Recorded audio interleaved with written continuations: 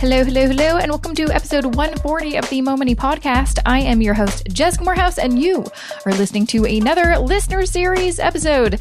And in case you're new to my podcast and you have no idea what I'm talking about, I started this listener series part of my podcast maybe a year ago, maybe a bit more.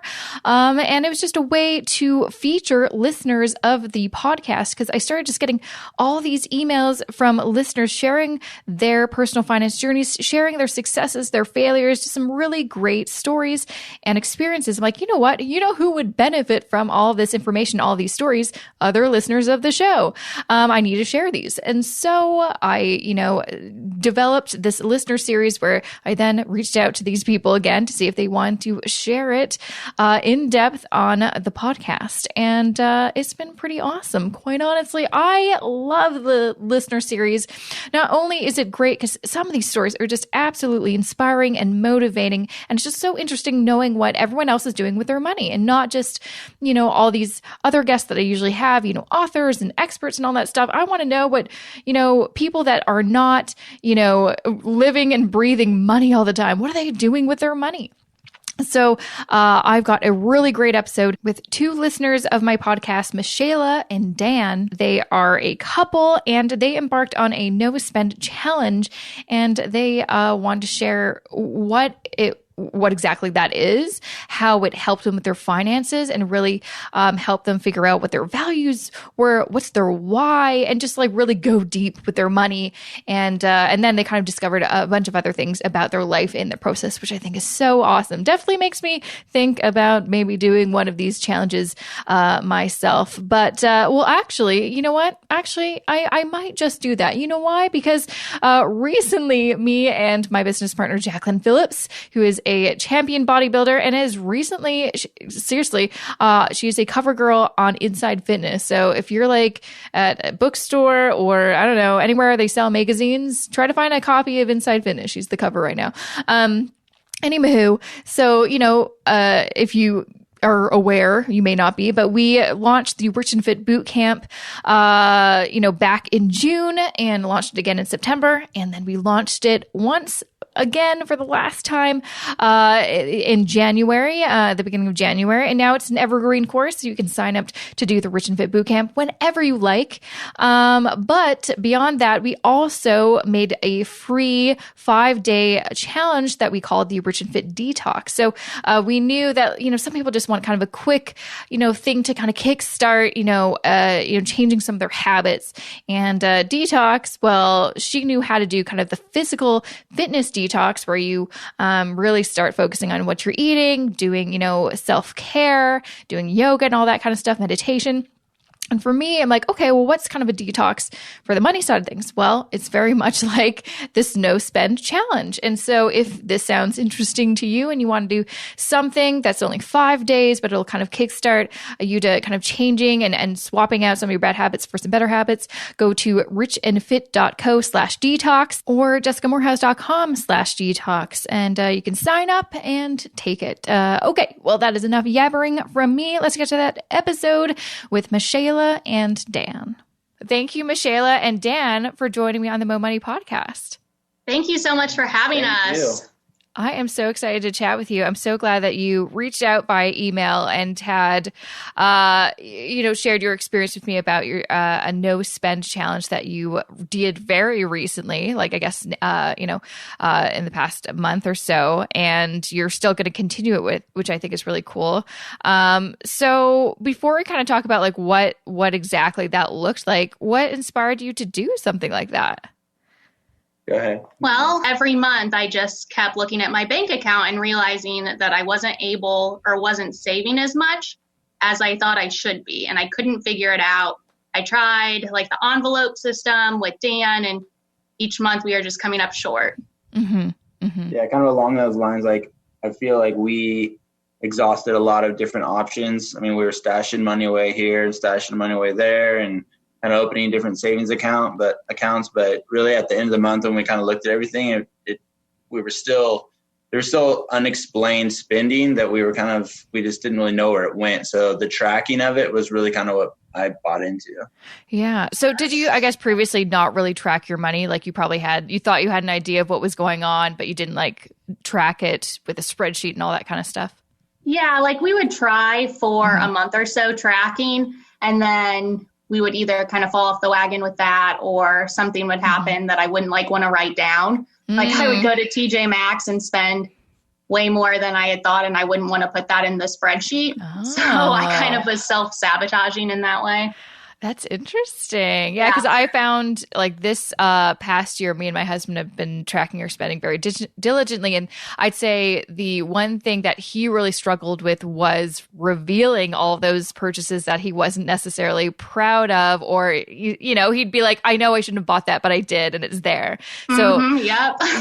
And I think that's probably a big struggle, because it's like tracking your spending isn't that hard, but it's the emotional and like going really deep about it. That's kind of the hard part. Reveal, like you are kind of like, people have said like getting financially naked.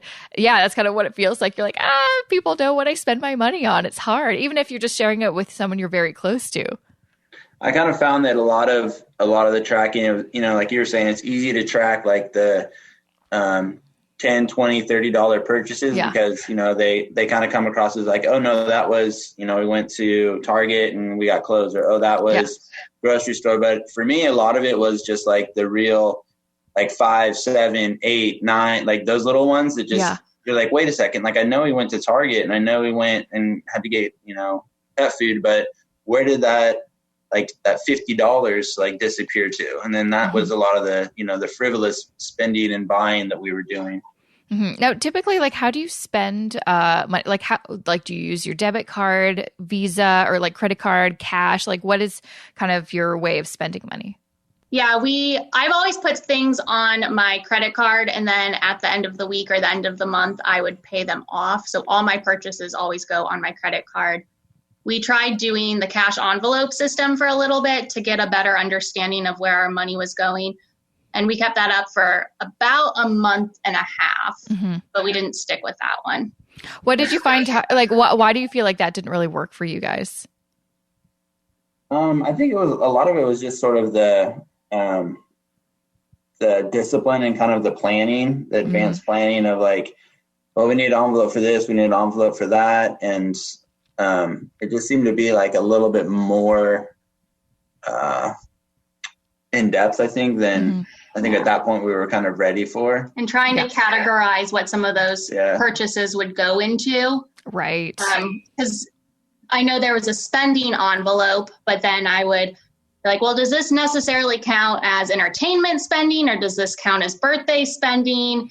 Trying to figure out where it went.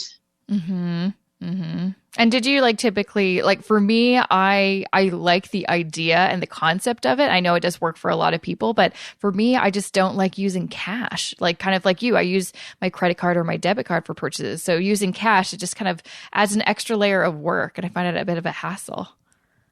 Yeah, I would like to use more cash. I use my debit card really for everything. And it's tied in so I can, pay out my bills and pay everything through my phone, immediately, like most people do. But, I think I like the idea of maybe kind of down the road after we get a little bit more structure and this, maybe setting aside, just a different envelope system for like stashing money away for travel or for entertainment. But I think the carrying of the envelopes, and like Michelle was saying, going into a grocery store and pulling from that, and then having to go, well, this is like the pet store category. I don't know. It's just a little bit much. Yeah, definitely. So, so where did you get the idea to, I guess, it sounds like you kind of tried a lot of different things. You knew there was a problem. You wanted to find a solution. So you kind of dabbled in a couple of different ways to do it. What kind of got you interested in doing a no spend challenge? Because for me, that does sound quite difficult to not spend money when you're so used to just swiping and spending your money freely. Yeah, I actually got the idea off of Instagram. Oh, really? Yeah. I was looking at one of the girls I follow, and I was going pretty far back on some of her pictures, and she was talking about a no spend month, and it got me really interested. Mm-hmm. And she posted every day of her no spend month, kind of like alternatives to spending. So I went through and read all 30 of them, and then I approached Dan and I was like, hey, what do you think about this no spend month? It would be a great way to save some money and kind of see where we're spending money that we don't think we are. Yeah. So I guess, what does a no spend month look like? Because obviously you have to spend money to live. So what does it really mean that you're not spending your money on? Yeah. So we kind of came up with a set of rules for the month. We were allowed essentials, and we kind of categorized that as our bills, gas, food. We did put a cap on our food. We did $60 a week, so $240 for the month. And then we do have a lot of pets. We have 3 dogs and 2 cats. So we run a little zoo here. So we allowed, of course, their food and medical bills and all of that in the no spend. Mm-hmm. And so you were able to do your no spend month. You did it in November successfully. Did you find that you were able to kind of stick to it? Yeah, we stayed. We were very like. The main thing that I think really caught my eye was sort of the idea of challenging, like, is it possible to stay within $60 a week for groceries? Because a lot of time we talked about this, we would go to a grocery store and spend like $80, $70, 80, 90 for groceries for the week. Mm-hmm. And then on top of that, like, we would each make a couple of runs and be like, oh, we need this, or, oh, we need that. And so the idea of sticking at 240 for the month was really the main, for me, like really the main rule, that part. And then just sticking to paying bills and the essentials. I mean, the outside of the house entertainment, I think we keep ourselves pretty busy here, but those were the 2 main things that I think we did the best on. Absolutely. And I think a ton of people spend a good portion of their money on groceries. And I mean, believe me, I've as we've been like tracking our spending, me and my husband, I'm like, how the heck do we spend so much money on groceries? So how were you able to do it? Because that sounds like a very strict budget for groceries. How were you able to stay within that? Like, what did you have to change to make that work for you? So a couple of key things that we started doing was really we were kind of pre-planning our meals. So generally, like, we would do our, like most people do, our grocery shopping on like a Saturday or a Sunday or whatever. And so in advance, we kind of would just plan out like the 5 or 6 meals in advance and put down what exactly we were going to be needing for those. So that's where it started. And so we'd have like a 5-day kind of meal prep. And then along with that, planning whatever we made, making extra of it so that we wouldn't have to go to like a, fast food or whatever for lunch. So we'd have the leftovers. So really like making a meal that would last for like a day and a half. It's sort of kind of what we started with. And then we actually did a pretty good job of going around to a lot of the different grocery stores here and sort of like looking at what their prices were, where we could get the most bang for our buck. And also that led us getting into like bulk shopping. Those are kind of the key finds. We ate a lot of kind of like basic foods for the month. So a lot of versions of like rice, beans, and veggies, pastas. We started to make a lot of our own things like sweets and granolas and anything that we could make cheaper than we could buy. We both follow a plant-based diet, so a lot of the meals were things that we're used to eating already. When you cut out the meat, it helps a lot. Yeah.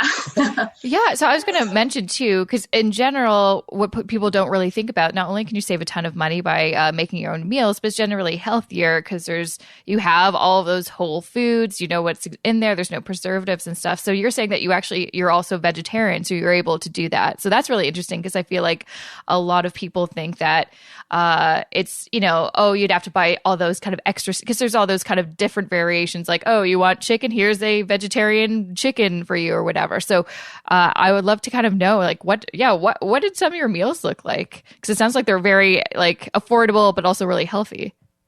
Yeah, well, we try. So one night would be like brown rice, steamed veggies, some sort of bean, and then a sauce. So a lot of like stir fry type meals. We love pasta and pasta sauce.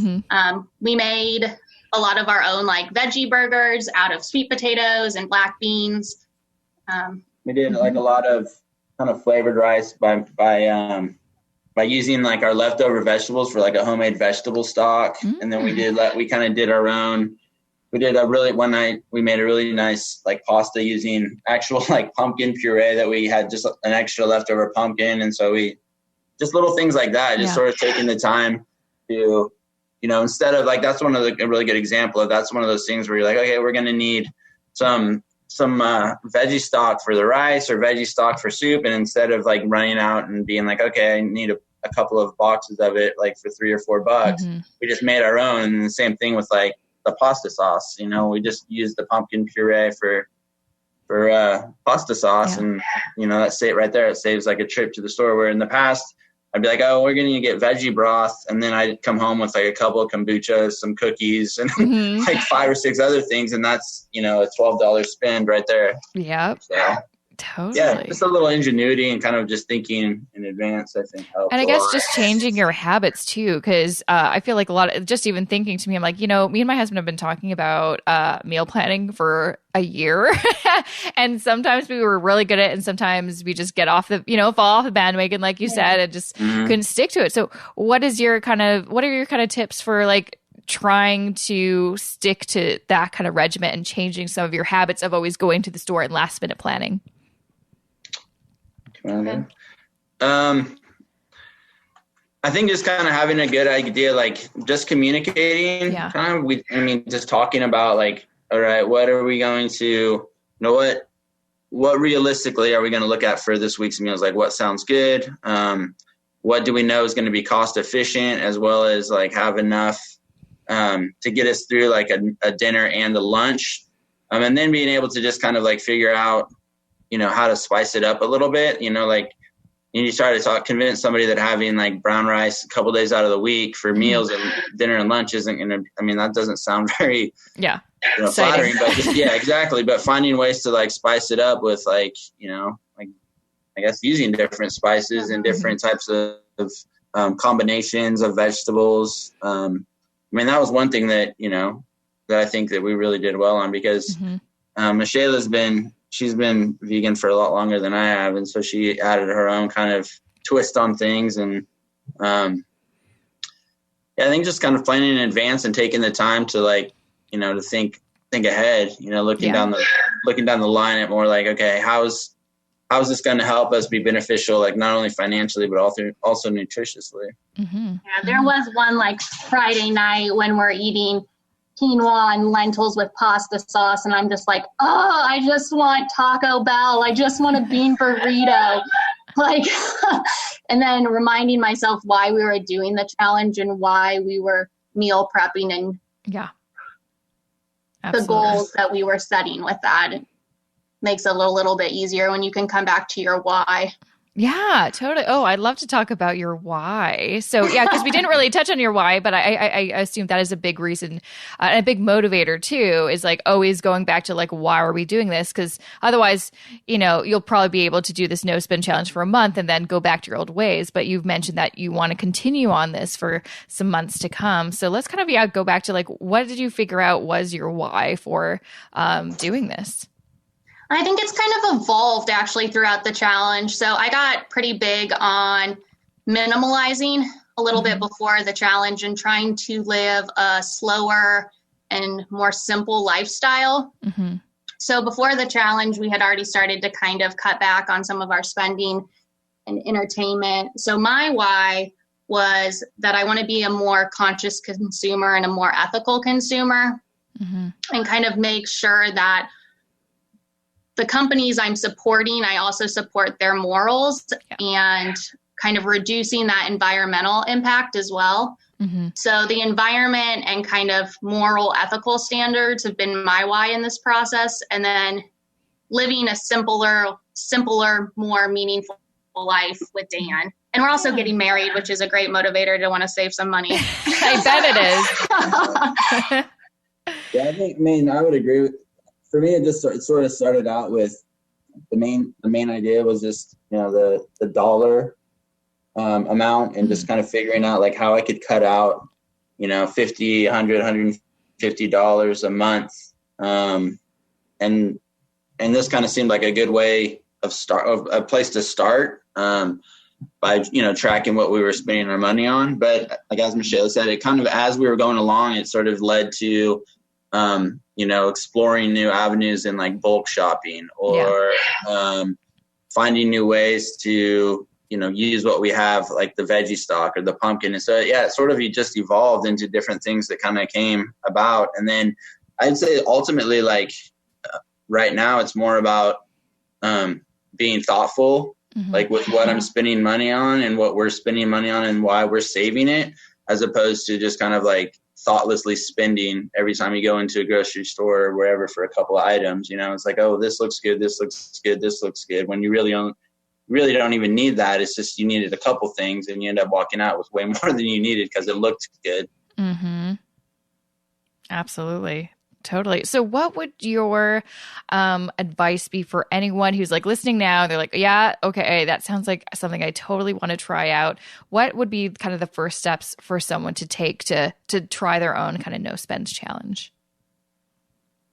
I think, identifying what your essentials, what you have to spend money on would be the first place to start. For us, it's always going to, you always have to do the bills and all that. But then essentially what your essentials are you have to spend on each month, and then what a realistic budget for a grocery would be.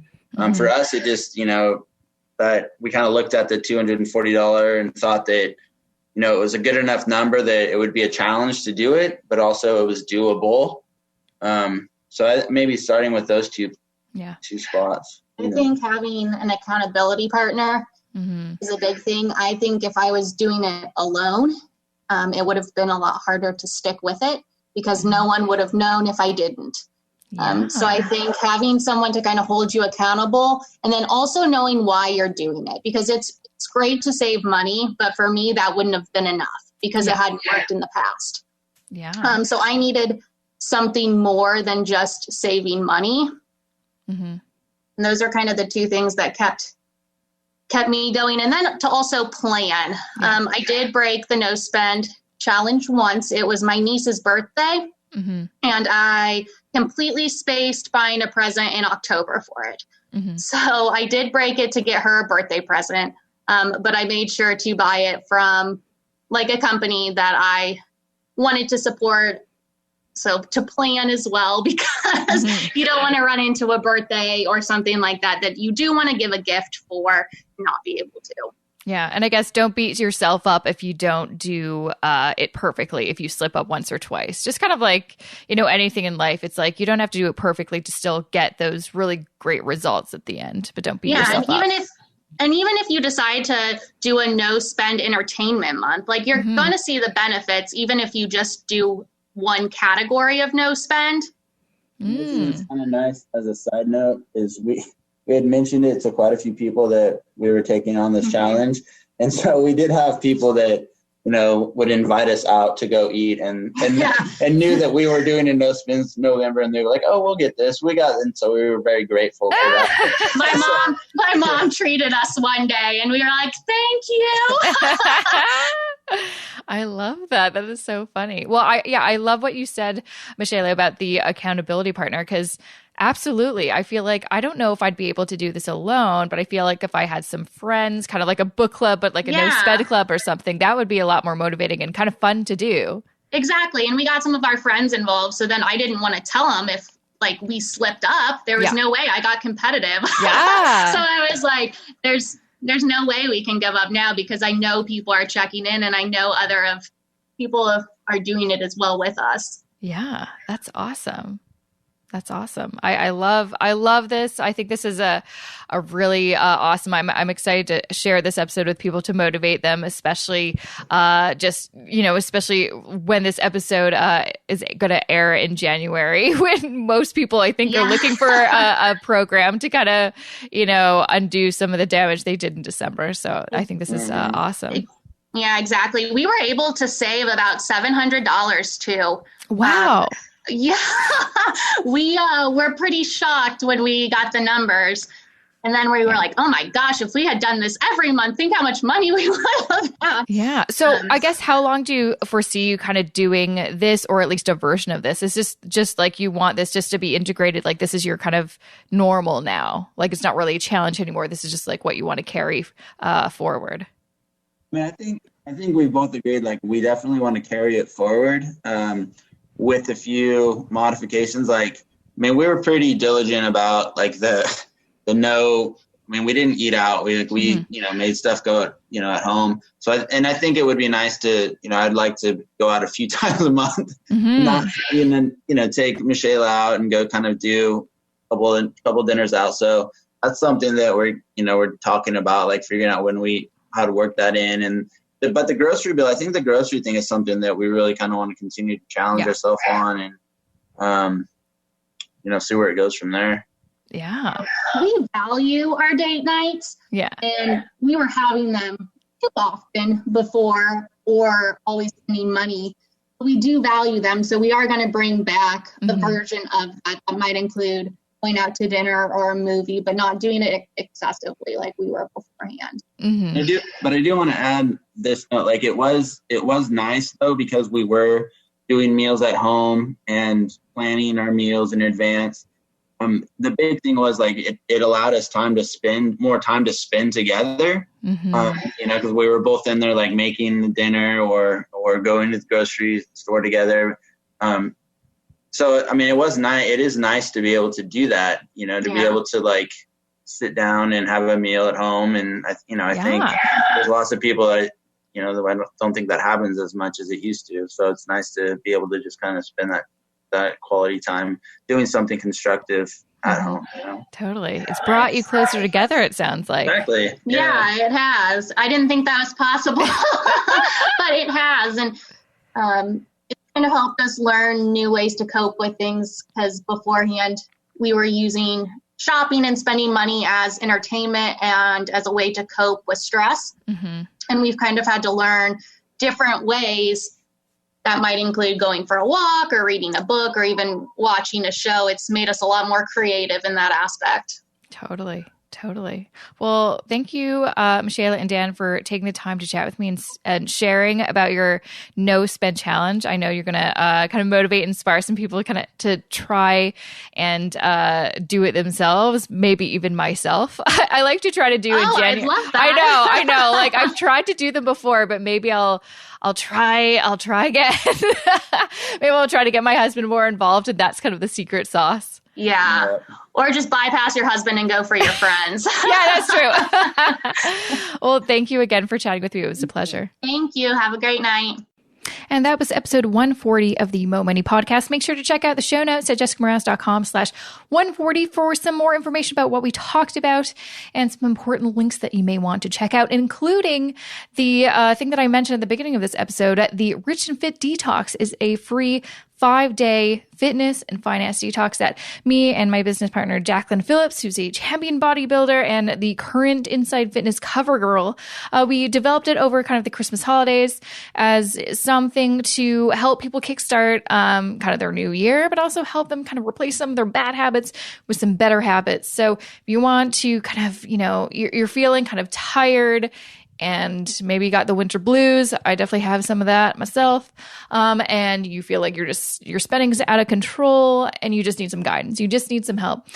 This might be the thing that will help you out. Just go to jessicamorales.com/detox to get some more details and to sign up. Again, it's free. It's a free 5-day email challenge. And there's a whole video library of kind of self-care techniques, some workouts, a lot of really, really, really good stuff. So make sure to check that out.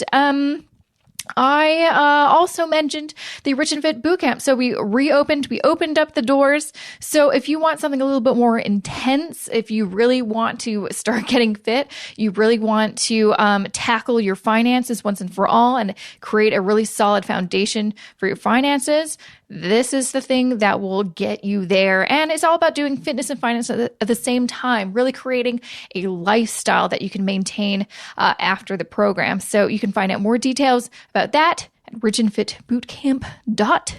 All right, that is it from me, but I will be back here next Wednesday with another episode. And again, highly recommend that you you subscribe to my email list, because there's so many things going on, so many projects, so many awesome, cool things I've got in the queue. I don't want you to miss a thing, but I can't always share them on the podcast because sometimes I record these in advance, guys. So if you want to make sure you don't miss a thing, go to jessicamorose.com/subscribe, get on my email newsletter list, and see what I've got going on, which is a bunch of stuff, a bunch of things. Okay, enough chatting. I will see you back here next Wednesday for a fresh new episode of the Mo Money Podcast.